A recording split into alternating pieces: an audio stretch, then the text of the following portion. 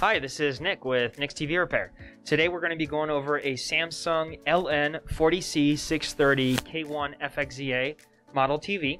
So this is a 2010 Samsung LCD which has a lot of mainboard failures. So the thing with this TV is that often it will have lines on screen. These lines are often confused with a screen failure when in fact it is the mainboard that is not sending the proper signals to the screen. So for example, right now we're going to go ahead and bring up some picture on screen here, and you're probably not able to see on camera, but we're going to bring up a picture. We have a lot of black lines. These lines look to be spaced out about every third or fourth pixel. There's a black line going down the screen. When you have a singular line in one area that's isolated, generally that is going to be your screen. That is something that generally won't be worth fixing. But when it's very consistent and uniform across the entire screen, usually that means it's going to be your main board.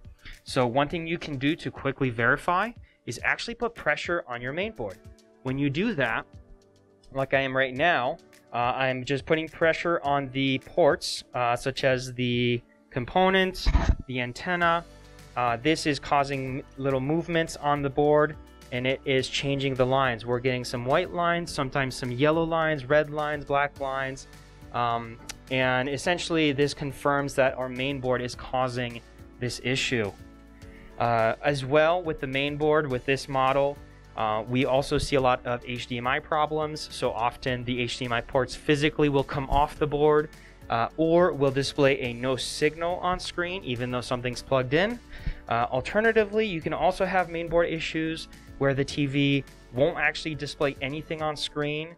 That can sometimes get into the power supply failure territory. So if you're not sure and you need help diagnosing, you can always send us a message via YouTube or in the comments, or just email us at our support@nixtvs.com email, and we can help you answer any questions you might have in terms of diagnostics with this TV.